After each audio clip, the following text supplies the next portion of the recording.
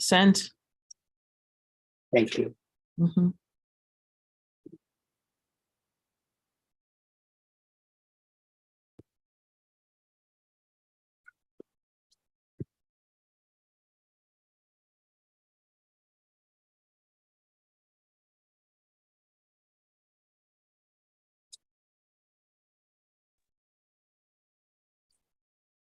Hi, everyone. Hello. Afternoon. Okay. We have to end on time, whether I just cut somebody off in the middle of a sentence and click the exit button, because the cable folks have told us that this channel they're using to display this meeting has to switch over to, I'm assuming, a city council meeting. I can't remember what it was, but I think we can manage. So people keep joining, but I guess I'll get us going. Good afternoon, everyone. Thank you for being here. Can you hear me all okay? Yes. You all hear me? Okay. Excellent. So I'm going to call to order once I find something to write on. This is, this is the Medford School Committee Subcommittee on Rules and Policy for November 16th at 4 p.m. And I'll just call the roll. Member Graham? Here. And Member McLaughlin? Here. And Member Verso here, 3 present.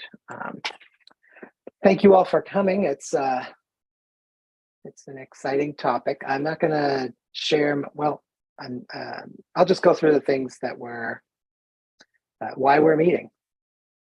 I guess I should read the rest of the posting. It's been a while, sorry. Please be advised that on Wednesday, November 16th from 4 to 5:30, there will be a Rules and Policy Subcommittee meeting held for remote participation via Zoom. The meeting can be viewed through Medford Community Media on Comcast Channel 15 and Verizon Channel 45 at 4 p.m. Since the meeting will be held remotely, participants can log in or call by using the following link or call-in number. The Zoom link is https://mps02155-org.zoom.us/j/95409931345. And if you wish to call in, you call 1-301-715-8592. And the meeting ID is 954-099-31345. Additionally, if you wish to submit any comments or have questions during the meeting that you don't want to speak about, you can email them to me. And hopefully, I guess I should open my email in case that happens. My email address is pruseau@medford.k12.ma.us. Please include your first and last name, your Medford Street address, or if you're an employee, indicate that, your question and or comment. So our agenda for tonight is from a May 16th meeting. The school committee approved that the Rules and Policy Subcommittee will review the wellness policy, which is policy ID ADF, for K-8 students, be sent to the Rules and Policy Subcommittee for revision, and that it be revised as necessary to ensure unrestricted free play recess is available to all K-8 children daily as part of their social and emotional well-being. The curtailing of unrestricted free play recess shall be tracked. This information shall be returned to the school committee twice each year and be disambiguated by grade, school grade, gender, race, disability, and socioeconomic status. The subcommittee shall invite at least one teacher and administrator from grades K-5 and also from 6 to 8, as well as the director of student services or her designee to ensure their voices are considered. The current policy and recommended revised policy will be returned to the full school committee no later than the first meeting in November, which has gone by. But I spoke to, I can't remember since this is rescheduled. Forgive me for not remembering who I've spoken to. But in today's meeting, the goal was to hear from folks that have opinions on recess, whether that is the importance of recess, free, what they mean by recess, because not everybody agrees on the definition of recess, and also on the impacts of withholding recess as a form of discipline. I promised I would not do all the talking. So unless there's any other members that want to say anything before we open the floor. All right. Does anybody want to speak on this important topic that has got sidelined by the pandemic?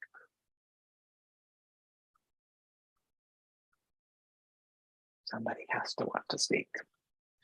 Well, if I may, I was going to say, Of course. I think as a district, we truly believe and value the importance of recess and giving students the opportunity to have fresh air, to go outside, to play, to socialize, to get some gross motor movement in, and, do activities, play games, they play tag.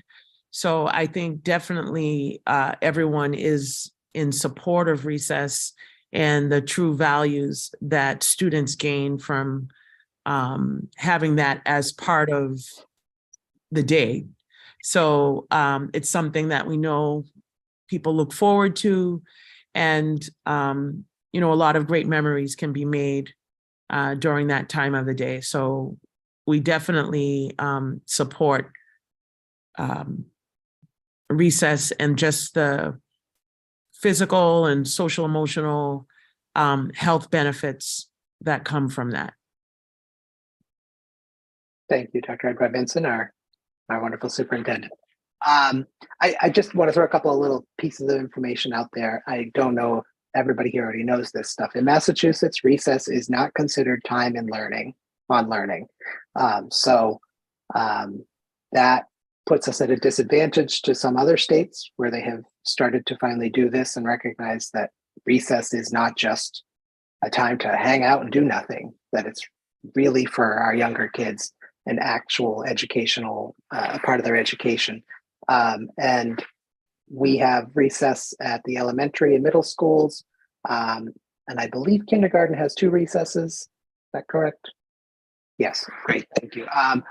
And maybe Assistant Superintendent Galusi could just, since I have to admit some ignorance here, tell us what recess looks like at the elementary school. Like, when does it happen? How long is it? Sure. Well, you had mentioned kindergarten does have 2. They're usually around meal times. So before or after morning snack and before or after afternoon lunch. The structure for grades 1 through 5 is either before or after lunch. And it's about 20 to 30 minutes every day. And so it's structured a little differently depending on space and depending on how the schedules are at each building.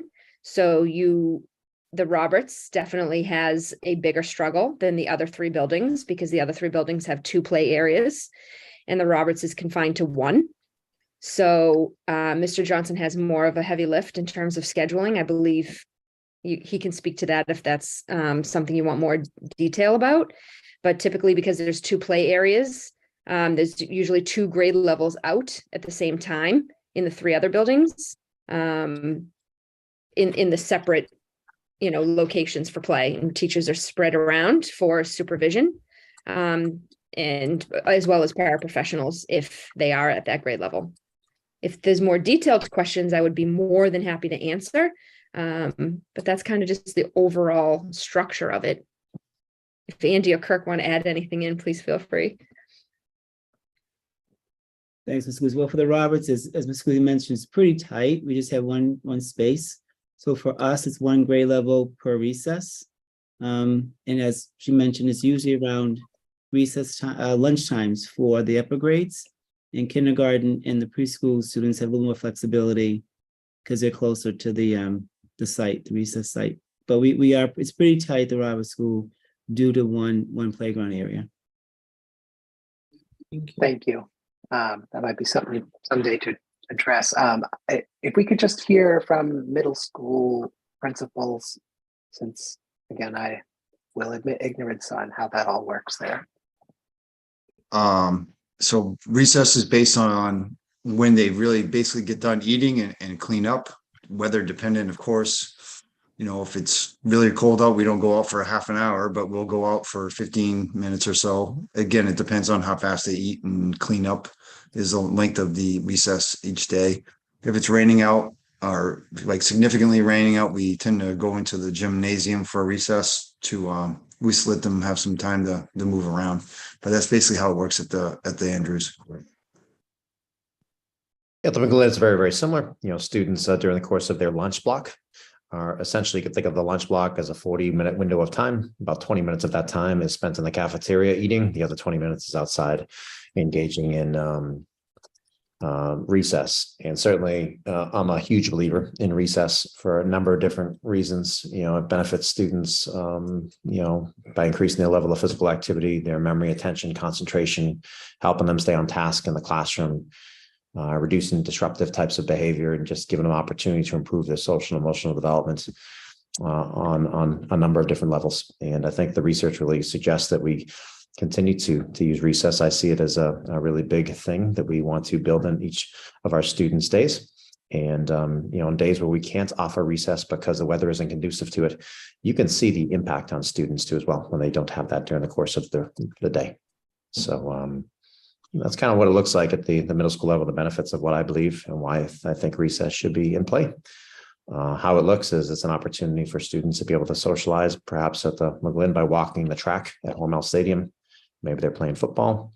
Maybe they're playing soccer, shooting hoops, basketball, foursquare, you know, things of that sort. It's an opportunity for people to just socialize with their peers. And our guidance counselors will push out and sometimes use this opportunity to be able to have some lunch buddy groups outside in the fresh air. And certainly it's an opportunity for principals, guidance counselors, teachers, paraprofessionals to develop relationships with students too as well in this type of setting. So that's what I have to say about recess, and happy to answer any questions people might have.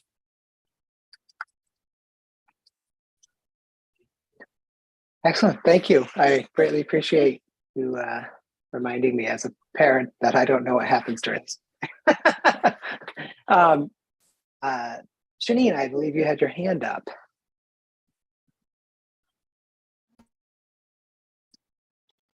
Three years in, I'm double unmuting myself. My name is Shanine Peliquin. I'm a recreation therapist and developmental specialist. Most recently, I've been working as the co-chair of the McGlynn Playground Committee. I've also done I've done 12 hours of observations of recess there, and also been talking to many teachers and parents across the district about recess over the past couple of years. I have a third grader at the Roberts, and I'll have an incoming kindergartner next year. I would say that I know that in principle, the district believes in recess, but in my observations, there are many staff who do see the value in child-directed play, but also many others who are very upset by the normal ways that children play, and thus overly restrict the activities of the children. The concerns of the teachers and other staff do not bear out in the injury data. And in addition, indoor recess quality varies greatly across buildings and by teacher. Some teachers are really great at having actual playful activities inside, and others consistently put on a screen, which is not child-directed play, has nothing to do with the development of agency or social skills. And I think that I would recommend that the district adopt a policy of no screen times during recess. Like yes, sometimes your class earns a movie, and so you do that, but it should not be allowed during indoor recess. And we need a better policy and structured training. I'm not sure what it is. Ideas presented to staff for indoor recess. And I just want to maybe see if we can get a definition of child-directed play. The field of play work, which is a distinct professional approach to working with children in playful settings, is that child-directed play, which sometimes gets called free play or unstructured play, is freely chosen, personally directed, and intrinsically motivated. this is the only time of the day, sometimes at all, for some kids who are in care all day or who are in other adult-directed activities all day. It's the only time that belongs to them, and this is the development of agency for human beings. So we really need to value it and make sure that activities at recess are encouraging that personally directed, intrinsically motivated, and personally directed things that children want to do. Thank you. Thank you very much. I appreciate the definition because I certainly said free play and had a rather vague conception of what that meant. Yeah, so free play is tricky because it connotes like monetary value, or adults get really worried about chaos, right? And all of us are people who have worked with children, and unstructured play is a misnomer there, because I'm sure, if we think about even Calvin ball is a really great explanation, illustration of how children structure their own play. But we've all been playing with a kid and bumped up against a rule that they make. So unstructured play is actually like a value statement on who's doing the structuring. The children are doing the structuring in their own child-directed play. Thank you. That's very helpful. And we tried to visit this topic in 2019, and then there was a little pandemic in the way. And in preparations in 2019 for this work, I was watching these videos. I think it's Australia, where there was this wonderful series, which I won't make you all sit through here, where the principal sort of dropped all the rules, frankly. It was really, I'll have it included in the minutes, the link to it, but it was really remarkable to see that the fears of the teachers, the fears of parents, that they just didn't, that they weren't accurate fear. Like, they were real, the fears were real, but the result wasn't anything like what anybody thought. And did any kid ever break an arm? Yes, but I can tell you right now that a friend of mine, their kid broke their arm twice at the mistook, and that did not look like the Australian elementary school. So injuries will happen, but as Ms. Peliquin said, the data does not suggest that there's any increase in injuries by just letting the kids do it themselves. And I don't know if that's the right word, but so anyways, who else would like to speak on this?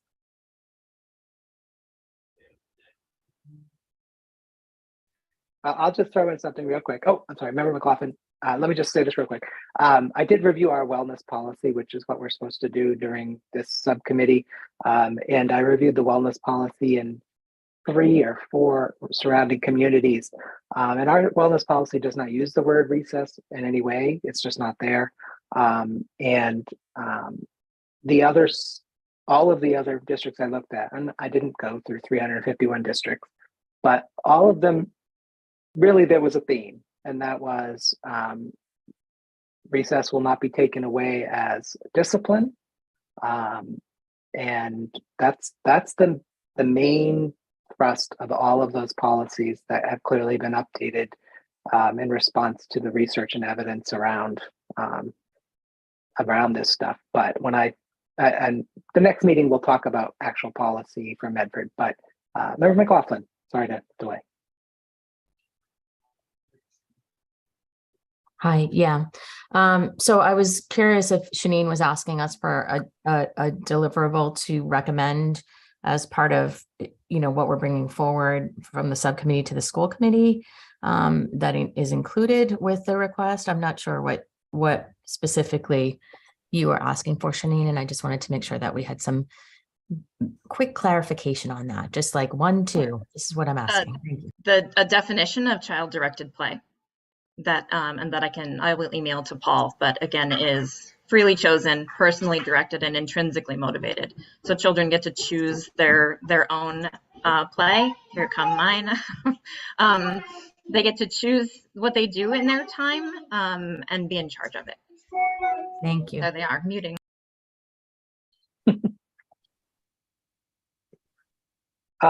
Ms. Clues, you have. I guess I'm just I just guess I'm a little confused that, to my knowledge, right, that's the structure. Listened to Mr. Downs and Mr. Tucci. Mr. Tucci did a great job with all of this elaborate detail, which sounded child directed. I know at the elementary level, it's child directed. Teachers are not structuring and telling students what they should play. Maybe there's a limit in terms of if students want to bring certain props or toys or games from home, there may be questions or discussions within reason, but recess at the elementary level is child directed. So yes, I guess I want to make sure that that is preserved, because many schools, even in the Boston area, have gone with recess companies such as Playworks, which is different than the field of play work, but which comes in and teaches recess skills. And I want to make sure that is not an answer that that Medford comes to, as well as a framework for being able to. Teachers are not educated about play necessarily. They have so many other wonderful skills, but as for play and the value of it, its developmental, etc., that's not typically included in that educational framework. It's not just blowing off steam. It's actually where children develop themselves, that they get to develop a zone of proximal development around themselves, so that they can grow, and play both reveals and drives child development. And I just want to make sure that that is protected in this policy. If you don't mind, sorry, Yes. I came in a little late. Nancy Sherman Hudson from the Missatech, assistant principal. So actually, I was lucky enough, my graduate work was done at Leslie, which play-based playing is exactly what you are taught. And I have found that, especially for early childhood and early elementary children, that they are directing their own play. Here at the Missatech, what we have done, and it actually came off of COVID because we had to keep the kids separated. So we gave them an opportunity to have different stations if they wanted to visit different stations, etc. They could use what was at that station or make something up themselves. So we have found that the children that need a little bit of prompting, this is a wonderful format. Okay, we have balls over here if you want to go in this area. We have the playground up here if you want to go here. It also allows for teachers to station themselves in that area so that they can watch and make sure everyone is safe. So at least I can only speak for elementary. I do believe that our teachers strongly believe in that play base to make sure that the students are using that creative end of their minds, which is, of course, very, very important. So I only can speak for our school, the Missatech. Thank you very much, Mr. Sherman Hudson. Ingrid, I don't know if you can unmute yourself. Hi, sorry, my camera doesn't work right now. I'm just gonna talk. So I just want to say that I'm excited to see the recess to be in the policy of the school, like in the handbook, because I haven't seen it there, and I think it needs to be there. I wanted to see it be protected, so that kids are not so the teachers don't take recess away for disciplinary reasons. I don't think it happens very often, but it does happen sometimes. If a kid doesn't complete their work, then sometimes they stay in the classroom, or for another reason that is not safety related. Sometimes they miss recess, and I want that to be in the policy so that doesn't happen.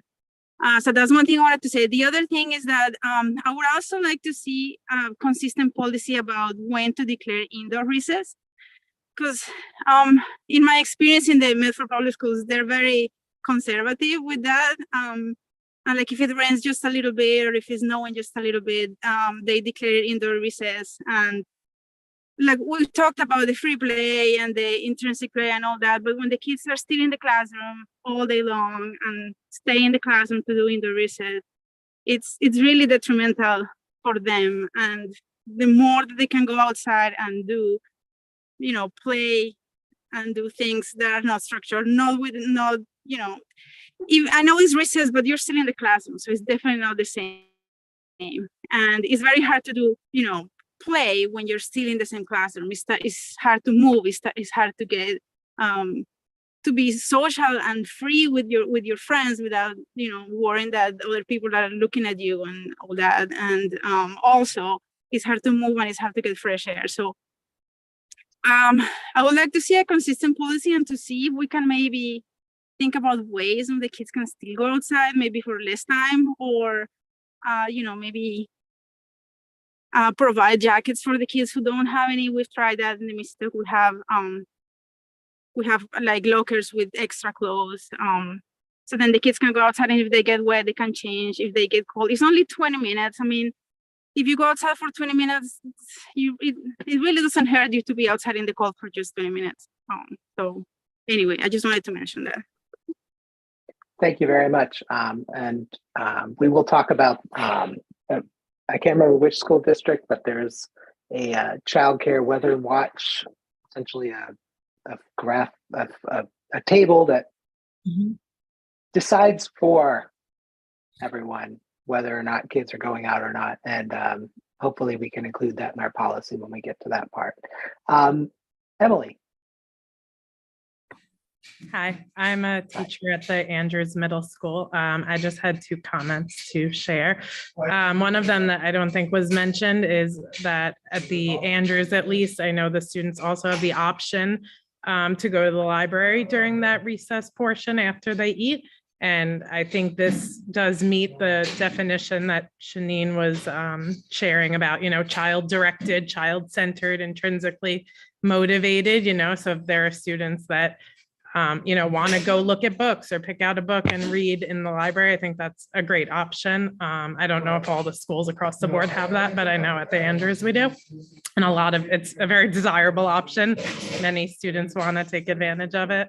And my other comment was from the teacher side. I just wanted to share that I know often if a student is absent and they need to, let's say, make up a quiz or something like that, or even get extra help, often they will want to stay with me during that recess period to do that, rather than, you know, staying after school, for example, because some students, you know, cannot stay after school or don't want to stay after school. So I try to offer that as an option, as kind of like an equity, you know, to give that all students, you know, a fair shot to do that if they can't stay after school for other reasons. The schedule is tight, so they might not have another opportunity to make up a quiz or something work. So I just wanted to put that out there as well, that I agree that recess is really important, and maybe not from the discipline aspect, but in terms of allowing students to use their recess time how they would like. And Member Rousseau as Yes, well. yes, correct.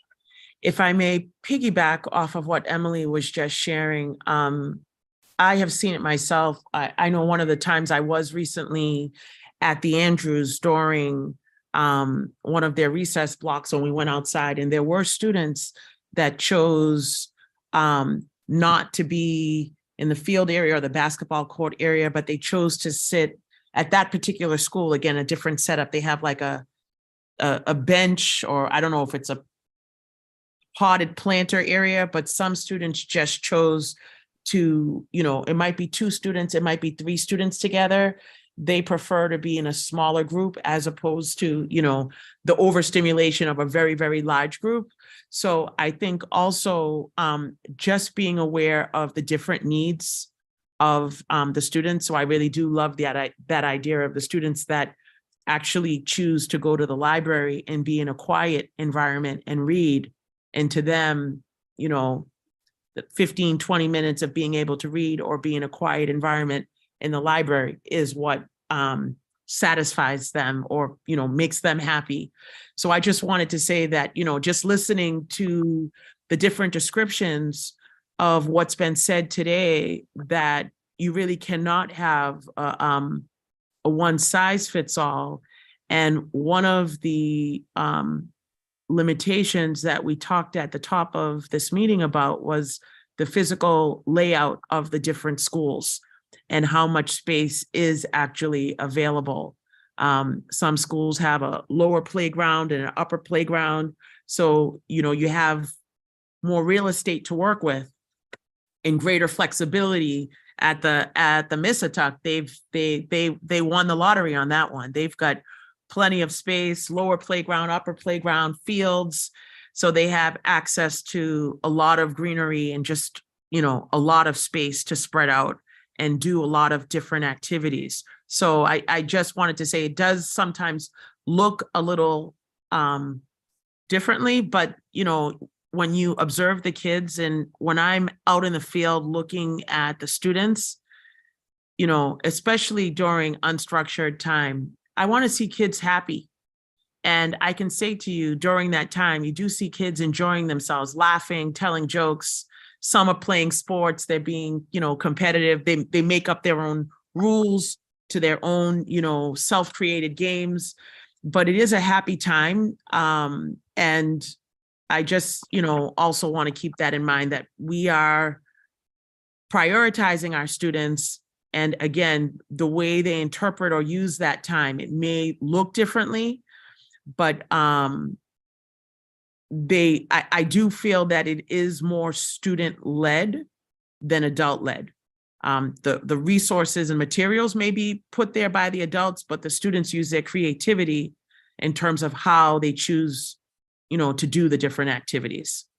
Thank you. Thank you. And we have lots of hands going up. I've got a list. So Member McLaughlin.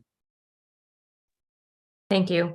I was just going to add that this feels like the conversation that Janine was having at the top of the meeting around child-directed play. So it sounds like there's a lot of options and opportunities for different decisions that the child can make, going from the library to whether they choose to, switch out from an after-school option to during the day. So I think that could cover it with a very clear definition, but I'm curious to hear what other folks think. Thanks. Thank you. Member Graham. Thank you. I think, one of the things that strikes me is why we're even talking about this in the first place. And I think the truth is we're talking about this because parents feel like these concepts that I think are pretty widely agreeable on this call are wildly inconsistently applied across the district. So it's been a few years since recess was normal and things were regular, right?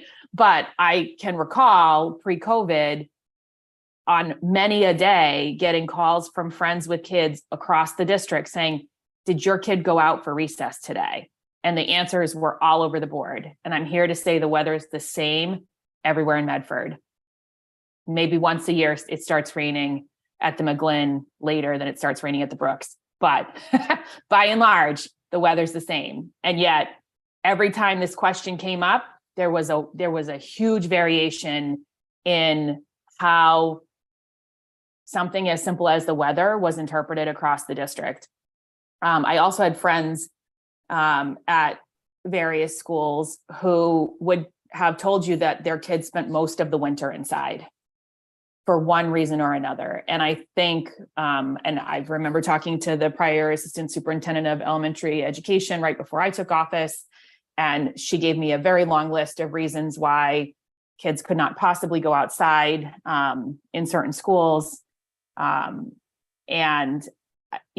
my challenge to her at the time and my challenge to all of us is to think about what it would take so that movable barriers don't get in the way of kids going outside for recess. I think, at the middle school level where the kids have a little bit more agency and a lot more freedom to direct their time, like all the things that we've talked about at the middle school level feel like they are child directed and they are helping children develop decision-making skills that I think are really important.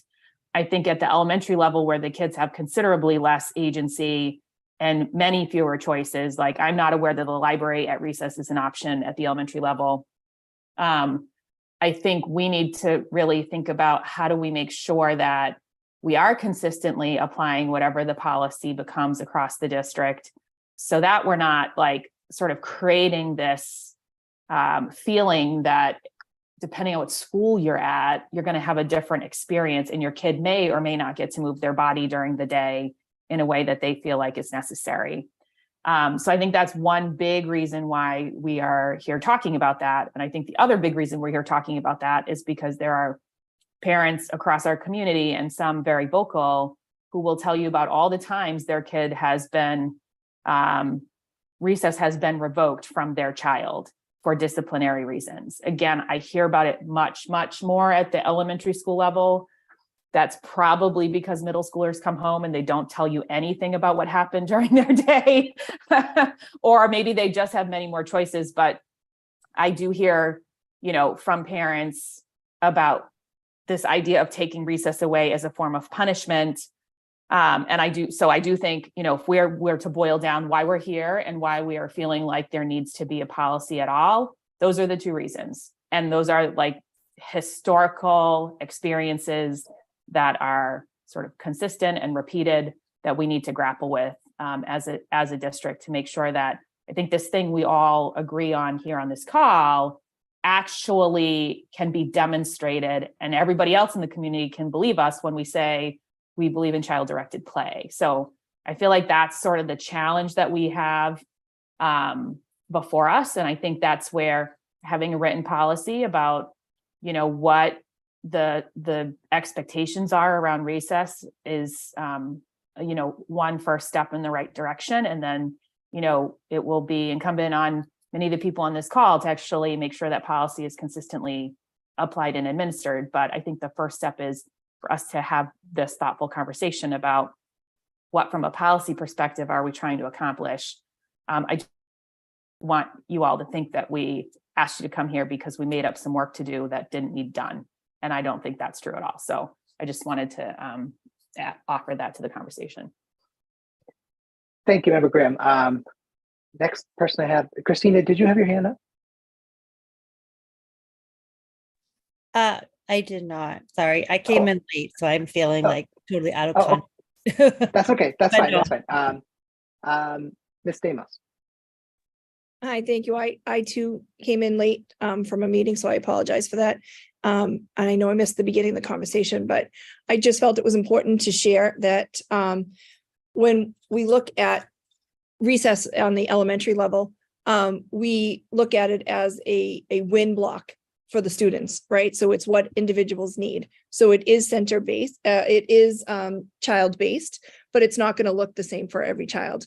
So in the elementary, I'll speak for the Brooks, we do not have the availability to A, staff, or B, use the library during our recess times because it goes from 11:55 to 1:30 with the 3 lunches here in the block scheduling happening. So what we would do for a student that would want to access the library at that time, we have some pretty avid readers. And so we have benches outside, we have blankets outside, they can sit and read there instead of the library. So I think we all need to remember too that, we are looking at each child individually and their interests. We do have some students that do at their age and developmental stage do require a little bit of prompting and help engaging in using some social pragmatics and things. And so that's why we have the staff out there, but they do have those playground baskets and they do have the opportunity to create their own games and their own ways of playing with those items that are out there. I just wanted to make sure that if we are going to talk about consistency across the district, I know that we have our magic number of what constitutes an indoor recess, but it sounds to me like the conversation, which I may have missed, again, I apologize, leads more to that light precipitation of when you go out or when you stay in. I would caution people with having a blanket statement to that because not all students come in prepared, dressed and ready to go outside. And we don't always have the size and the ample clothes to give to those students. And I would hate to exclude anybody because they didn't have something. So I think that if we are going to get to the point of that, we're peeling apart that onion to that level, I do think we probably need to have conversations of communication out to the families for expectations of what needs to be brought into school each day, with the expectation that you will be going outside and that it should just be a different conversation. But I wanted you to hear, as well as, you know, my lens to recess is that win block, right? Like what the individuals need. And I do think that we do a pretty good job with that here at the in Medford. That's all I wanted to say. Thank you very much. Mr. Downs.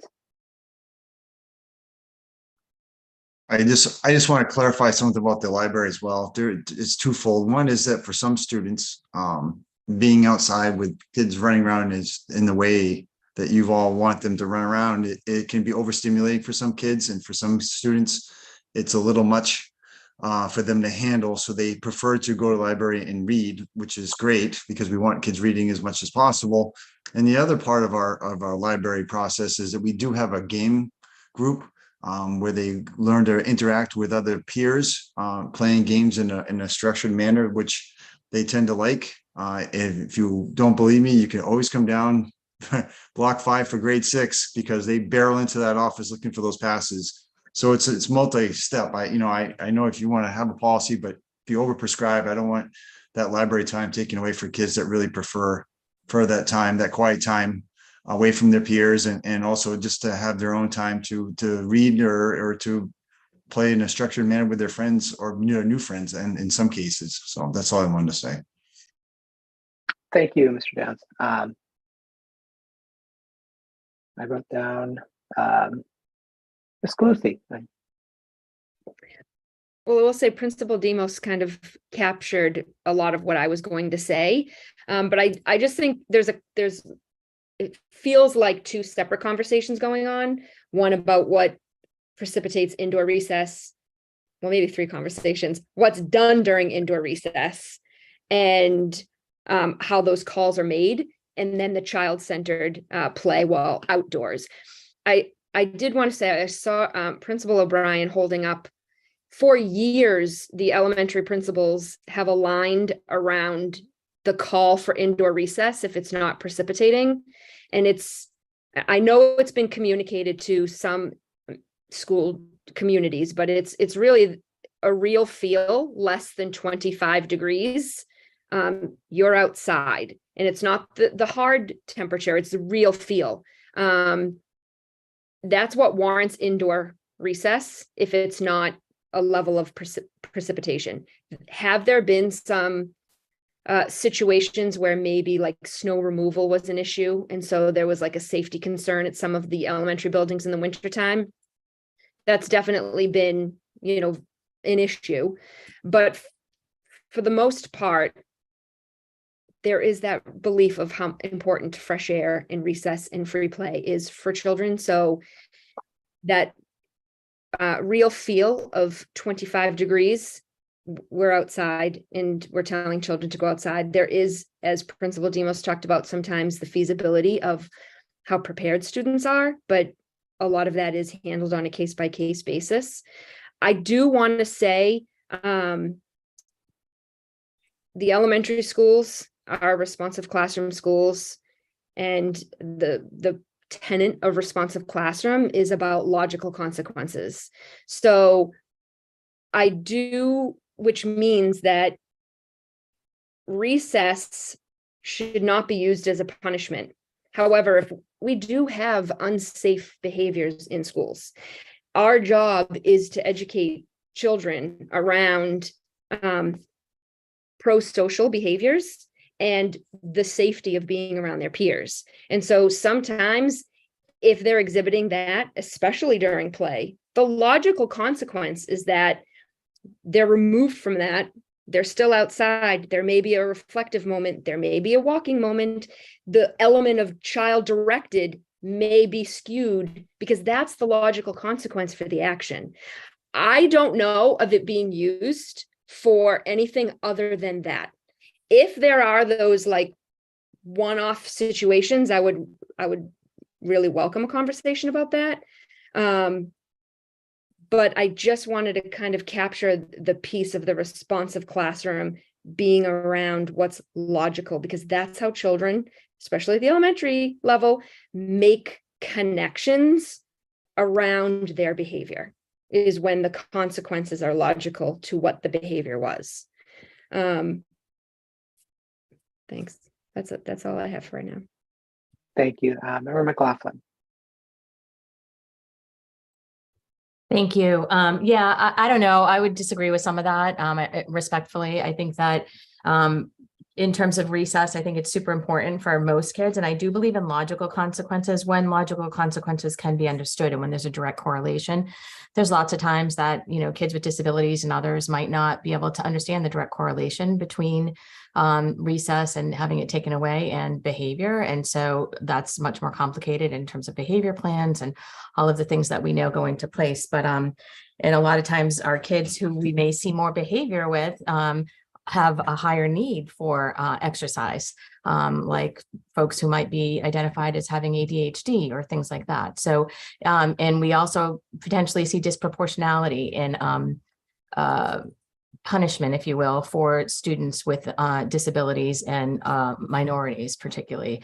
Not necessarily speaking specifically to our district and our data, but we know that that's an issue in education as a whole. And hopefully we will be looking at some of our data overall, but I think that those are factors that need to be considered as well. So, and back to what Shannon was saying a few minutes ago as well, in terms of, you know, ensuring that families have and understand home notices for requirements for their children to go outside or what have you. I think maybe we could work with the community to ensure that there are some extra, especially at the elementary, well, at all the school levels, that there are extra codes like what we saw at Mississauga with the PTO at Mississauga, because there may be families that actually don't have that, or, you know, families where they're not able to provide that or don't understand what's being asked of that, whole host of situations that I just want to make sure we're thinking outside of the margins for all of our children. Thanks. Thank you, Member McLaughlin. Ms. Peliquin.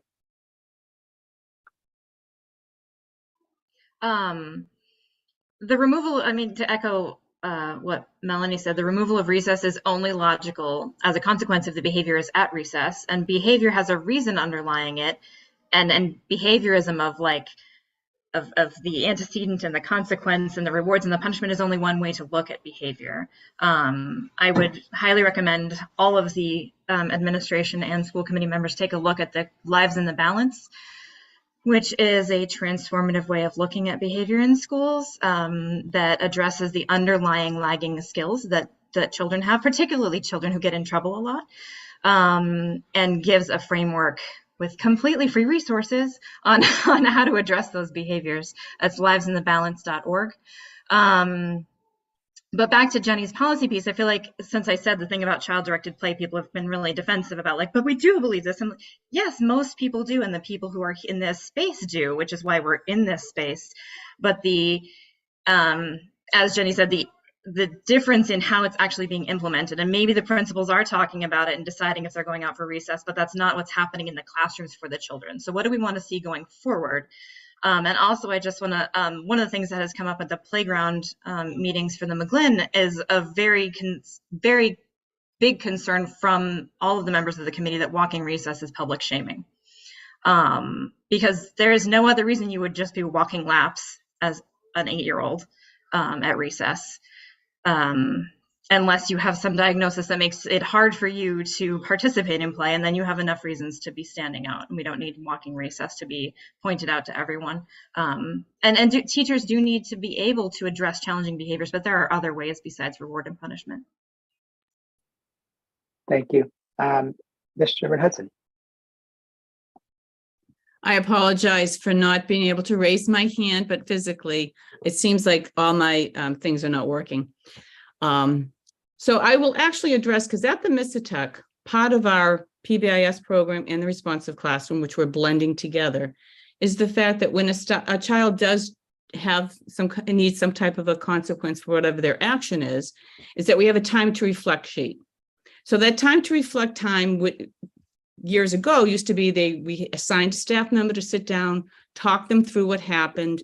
You know, we are able to at least take the data from that to find out what times a day does this happen? How frequently? So we're able to tier that student to give them what they need. Right now at the Miskatonic, if a child is having a difficult time and there is a consequence, they shadow the teacher. But before they shadow the teacher, they're talking to the teacher. The teacher is also talking with them about whatever happened for them to have created this type of a consequence. Because we do respect the fact that they need to get outside, get some fresh air. I understand your comment about public shaming. I'm not sure I don't know if what part of the day we would be able to truly give them the kind of attention, and at the same time, if they have done something and their students have seen that, then I find out from parents, well, this child was never a consequence because such and such a thing happened. So I think the elementary level teachers would love to know how the students can do this time to reflect so they understand it, and going out at recess time, getting their fresh air, but at the same time they feel, okay, I've did my apologies, I've written what the issues have been, and then move on from there. But I mean, it's an interesting point that you put that level of that you feel that it's shaming, and that's something that we maybe can come back to the PBIS and the responsive classroom and find a way to have that work so that they don't feel that way. Thank you. Mr. O'Brien. Yes, thank you. The only point, well, 2 points. One is a priority of recess for all adults and kids is number one, to keep it safe. To keep it safe. We want self-directed play and we want it done safely. If we identify unsafe behavior, to piggyback off of what Ms. Galusi says, we do administer that logical consequence, which is time bound. So a hypothetical. And so my other point too is just, I want to bring everybody to an awareness of just cautioning against micromanaging recess. I'm just kind of getting that feeling that we're trying to almost plan it out. This is how, we should do recess minute by minute. So there have been instances where unsafe behavior has occurred during recess, and my teachers have asked, can I administer a logical consequence, such as walking with the student to talk through the incident? And I have approved it. And I have kept it time bound, take them on either a couple of laps or take them for 3 to 5 minutes. Once you feel the student is safe, then have them re-engage in recess. But I just would advocate that we do consider that the school has the responsibility to exercise all logical, or is responsible for taking action steps to ensure the safety of all children during recess. So that was. Thank you. Thank you. Before I move on to the next person, I will say, well, we certainly have not micromanaged because we haven't ever said a single word in policy as a school committee about recess in this district, ever. It's not written down, one word. So I'm not interested in going from one extreme to the other as one member. I'm not interested in like slingshotting the entire, all of you all who have to manage these schools. It's not at all the goal. So I don't want you to be fearful that we're going to be providing you with a schedule of what kids should be doing every minute of their recess. Because I first of all, we don't technically have such authority, I don't think, but I don't think that's what we want. Member McLaughlin. Thank you. I want to just also comment on micromanaging. I think that, you guys are professionals. We know that. And we know that you're got a lot of things that you're handling and a lot of balls in the air that you have to handle. So, and I know that it takes more than one person, right? So it's not one principal, it's not one superintendent, it's not one school committee member. It's all of us together collectively as a community working on improving our schools and, our BCBAs and our school adjustment counselors and all of those things that we clearly need. And so I guess to Mr. O'Brien's point, I would say, is there data collected on that? Because I think it would be really interesting. And I know you as educators know that data tells a story. And so really looking at what your data is telling you. So if you are, if teachers are doing that, what is the data telling you? Who are the people that is happening to? Who are the teachers that are doing that? Is there disproportionality there? Is there not? I think that really sort of being able to have some of the data on that too is important. And so that can help us really understand better, because I think part of and I may be mistaken, but I think part of the reason that this is being brought to the policy floor, and part of it is because we didn't have one, but also because as school committee members and as community members, we do hear stories from families specifically around some of these consequences around recess. And we want to be able to bring families and schools together and families and administrators together to make sure that we're all coming up with effective solutions. So I would just encourage, if that was going to be the case, that data be collected and that somehow that data be disaggregated and shared so that we could understand what that is and what it looks like. Thanks. Thank you. Member Graham. Thank you. I also wanted to be unequivocally clear that we are not looking to micromanage anything. At least I am not. I would say that if anything, my criticism is of the Medford School Committee, who it's 2022, and we don't have a policy on recess, and we are an anomaly. So many districts have come before us and done this work, and we never have. And that's not on any of you, that's on the school committee. But I think what we are trying to do is say, we're all part of this ecosystem. And we talk a lot about accountability and consistency. And there is no way to have accountability and consistency unless there is a policy agreement that we are administering, right, against. So I think this doesn't have to be onerous, and it doesn't have to be bad, and it certainly doesn't have to be micromanaging, but I do think it's important, if not, to make sure that you all have a policy to stand on and say, this is the policy in the direction of the district, but also so that the community knows what that policy is, and the community can alert you when something is happening that is outside of the bounds of that policy. Because I think we don't have a good track record in Medford of parents telling the administration in a forthright and direct manner when things are not going as they are expecting. And I think that's for a lot of reasons. And I think one of those reasons is everybody has different expectations, because we as a district have never set the playing field of what those expectations are. So I think that's really important. And when you do that, and when you can educate everybody on what that consistency looks like, you have a better chance of people believing you when you say, this is what we think, or this is how we behave.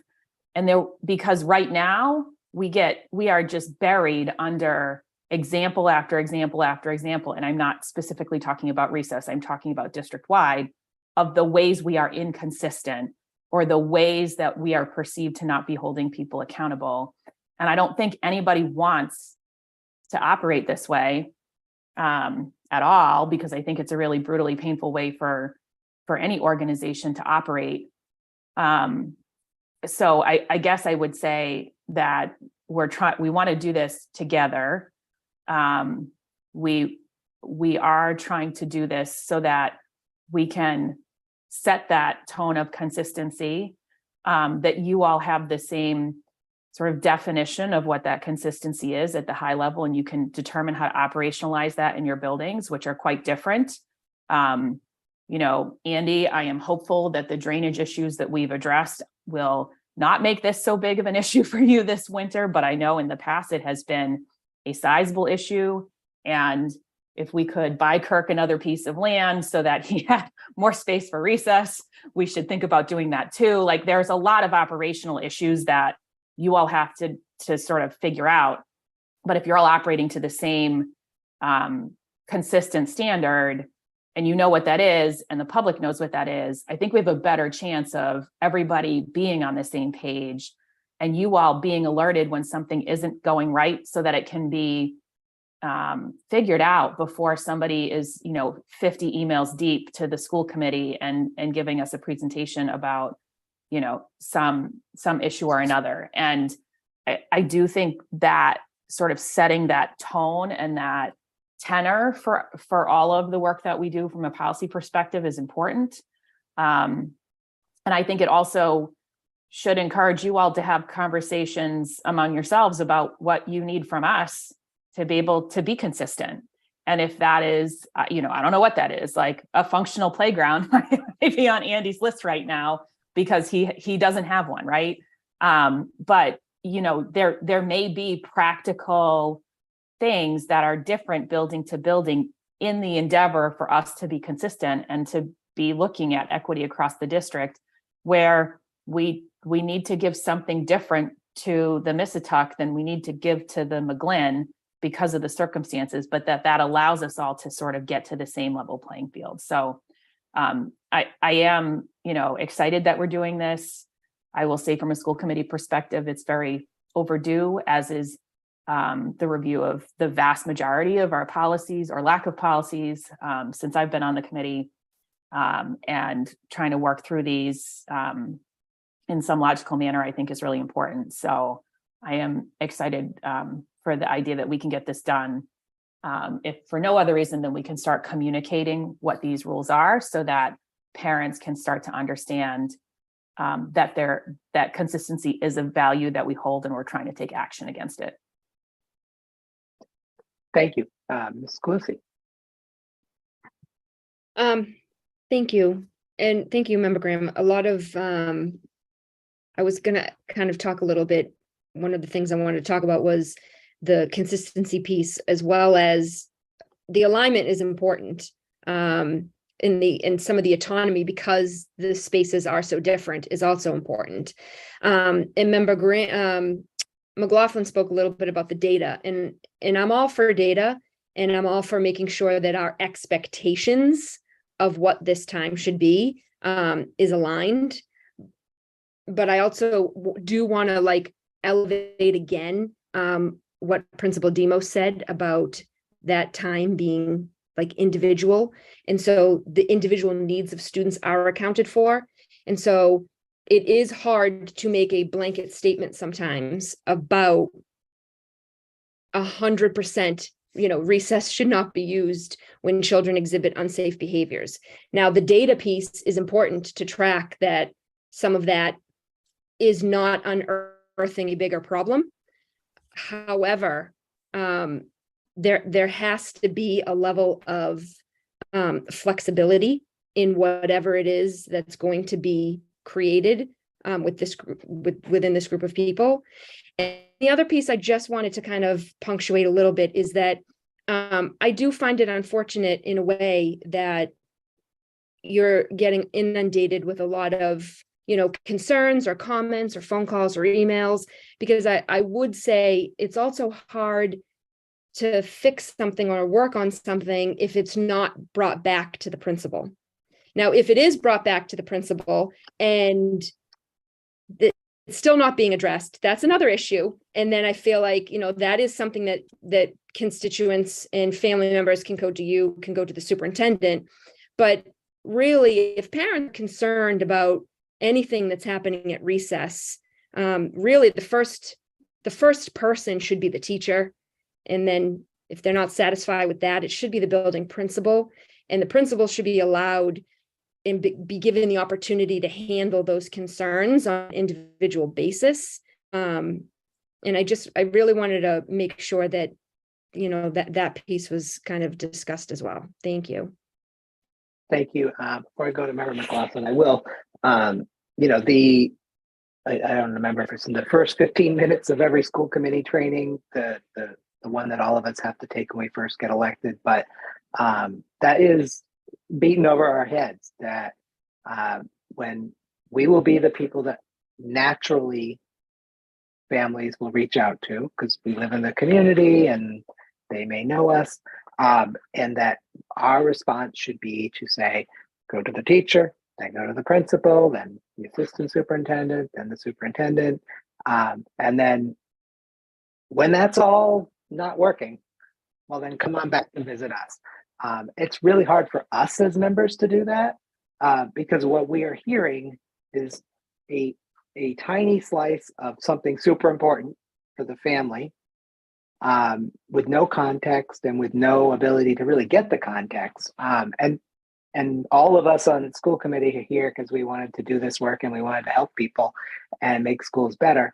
And so it's like, go back and see these 12 people before you and I'll see you in 6 months. Like, that's just a very unsatisfying answer as a school committee member, but it is something I believe all of us on the school committee do try to do because, well, first of all, because we are trained that way, but also because we just often don't know enough to do much about it or to do the right thing. Anyways, Member McLaughlin. Thank you. Yeah, so I guess to that point, in terms of the data, some families may not know that their children are not going to recess. So, we do have some children in the district who do not communicate with words, who, are not able to tell their family if they went out to recess that day or not. So the question I have as well in terms of the data is, are families being notified, if their child is not allowed to go to recess, and how? And so I guess that's a piece of it too. Thanks. Ms. Demas. Hi, Paul. I just wanted to say, as a former school committee member, that chart of the course rings true when you're saying that first day, right? So I remember the person that was running that class said to us as school committee members sitting in front of them, chart of the course is part of chain of communication. Just think of a C and a C and a C and a C. And he's like, it's going to be your best friend as a school committee going forward. And I've never forgotten that in all the years that I was the vice chair of the committee. I do say that I will agree with you that it is a difficult conversation when you're an elected official and you have members of the community that are looking forward for you to make a change and to help them advocate. One thing that I would do is I would ask those probing questions of, have you spoken with the classroom teacher? Have you talked to the principal? And did you get anywhere from there? And then send them back to that. I would then send an email to the principal and say, just want to let you know that, so-and-so is in requesting some information in regards to recess. Could you please reach out to them and then let me know when that's been handled? Then I would reach out to the family and just say, had you had a successful conversation, and kind of follow it up that way. But I definitely think that when you said that chartering the course comment, it brought me back to that. And I understand that that is a really hard place to be at.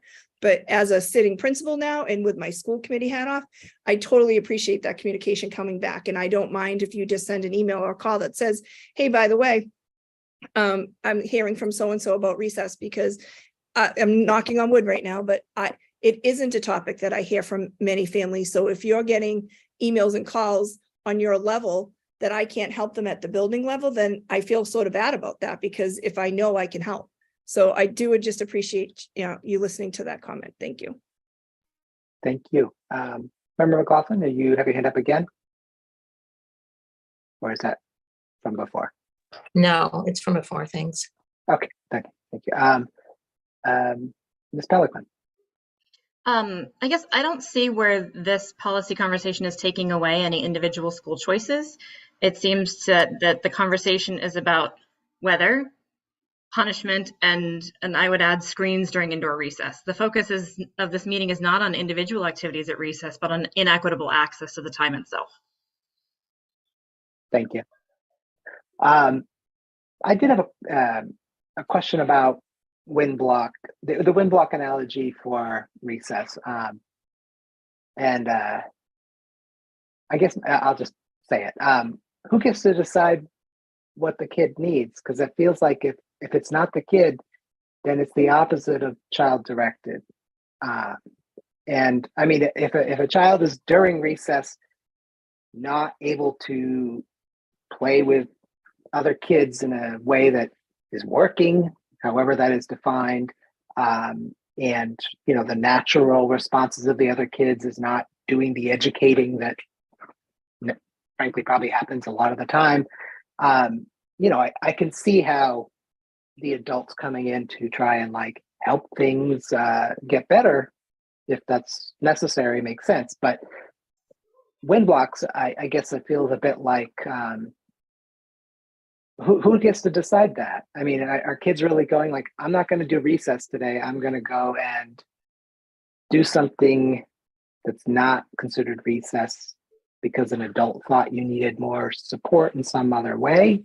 I don't really follow how my understanding of wind block is very much that the adults are saying, you know, my kid isn't getting this math concept and it's the wind block. So we're going to go over the math concept during wind block. Right. So my comment, though, in regards to the wind block was more the fact that the students are given opportunities to choose what they're interested in recess time. That they have the field, they have the playground, they have the bucket of supplies, they have the chalk, they can bring their library books out. There are opportunities for them to make the choices. My point is that there are some students that struggle with making that decision, and we have paraprofessionals or staff that say to them, here's some opportunities that we have. What do you feel like playing today? Do you want to go and talk to so-and-so? They sort of guide it, but then there are options out there for them readily available, was my analysis towards the wind block. It's not highly structured, but I wanted to make the point that it doesn't look the same for every student at recess, because some kids are looking to get to that field as soon as they can because they can't wait to start the soccer game, when others can't.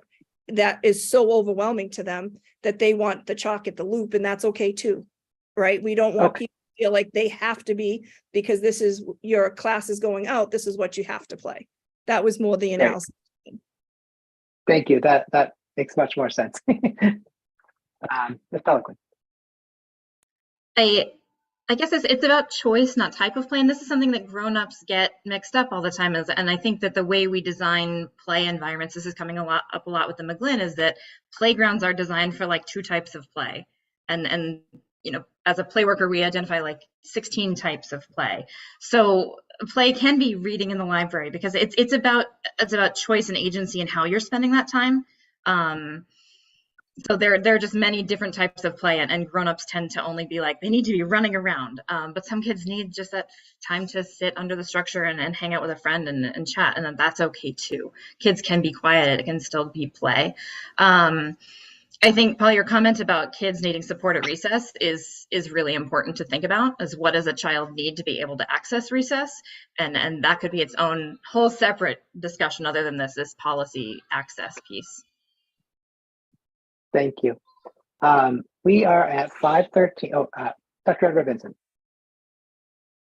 I was watching the clock as well, but I wanted to say, just listening to today's conversation, it was very rich. There were a lot of different perspectives and things that were put forward for us to really be able to seriously consider and prepare for the next rules policy meeting to be discussing crafting a district-wide policy. But I just wanted to say, just listening to all of the different perspectives and what was said, that it is not a one-size-fits-all solution, that whatever policy does end up being the final created policy, we do have to keep in mind that it will look different for different students. And the examples, again, of the library and students that I see who choose to not play and run at all, but just sit with 1 or 2 other friends and just, enjoy the fresh air, but take advantage of that time together. So I think the next phase would be, and I don't know, Member Rousseau, if you'll be sending me one of the policies that you were looking at, or what it is that you're thinking about for a next step to be, where I'll be able to work with the administrative team as well, because there definitely are a lot of dimensions and layers, and we want to be truly inclusive in whatever policy ends up being created, that it represents all of our learners here within the district. Thank you. Thank you. Thank you. And, we'll, at the next meeting, we will talk about language, but I will tell you that when I looked at the recess policies in other districts, everybody will be happy to know that they were very, very brief. Even when they were very concise, about what can or can't happen, they were very brief. And I think that speaks to the fact that the policy is not implementation. So, the concerns certainly that, the Roberts does not have the space that other schools have, or that the McGlynn is in a tough spot altogether. Like those are implementation concerns, as long as the policy does not get so fine tooth that it makes it impossible to implement in those two particular settings. So I will certainly make sure, hopefully we will not go anywhere near, really, really detailed stuff. But, I just have a short list of what's to include or discuss in the next meeting. Consistency of when is recess happening or not happening, I heard as something to consider. And there was a federally funded grant that created a fabulous chart that saves. It's sort of like the real feel thing, but it's a little more complicated. And it tells you whether or not you're having recess or not. There's the definition of recess, which there's the I think it'd be important to include a definition of what is not recess. Plopping the kids down in the classroom or any other setting and putting a movie on isn't recess, whether or not it's that time of day. And so a definition of what is not recess. I said consistency already. And then we have to find a way to discuss when recess is, and honestly, all the other policies are very clear that recess will not be taken away for discipline. So I think we'll have to dig into that more at the next meeting as to what that looks like, because whether we need to support professional development for teachers so that there's classroom management. One of the things that in articles I've read is very clear is if we can't take away recess, then we can't punish the kids or have any consequences at all. And I know that many of you all here are like, well, that doesn't make sense. There's lots of other ways to have consequences. But I think it's not fair to not recognize that there might be teachers that don't have necessarily all the skills to know that there are other options and how to do that. So I don't think teachers look forward to taking away recess. That's not a thing. But if they honestly believe that's their only tool, then we need to make sure they understand and have the support to have other tools. And then, we do want to talk about data because, while adding lots of more data entry and, forms to fill out, that all sounds terrible. But if it's once every 6 weeks a teacher is taking away recess, it's not too much to ask that a form be filled out. If it's 3 kids or 6 kids a day, well, that's a different problem. And I'd still support an excessively long form to fill out, like what's going on in that classroom. So I think we should talk about data, what is not recess, what is recess, consistency about when it happens. Am I missing anything for the next meeting? Member Rousseau. Yes, Member McLaughlin. Sorry, I'm driving. I wanted to thank everyone for being here and thank you for recapping what we wanted to look at. I'm wondering when you're saying the next meeting, which meeting you mean, because there's lots of meetings. So that's one thing. And then the other is I love the idea of professional development. And I know, some people may groan at, additional professional development, what have you, but having, just come back from the Mass Association of School Committees Conference, Mass Association of School Superintendents Conference, there were so many great sessions there. And there were some sessions specific to this and specific to just, the social emotional needs of kids in our schools. And we know that we are in a mental health crisis around, the pandemic and the data and what we're seeing in terms of data for increase in behavioral health supports and needs and counseling and, hospitalization and suicides and I mean, all of it. It's just off the hook, as I'm sure you guys are dealing with every single day. So I support very much the professional development piece, and I thank you for bringing that up because I think it's an important piece. Thank you. Yes, so as for which next meeting, so I will, and there's always so many meetings, but I will schedule another rules and policy subcommittee meeting.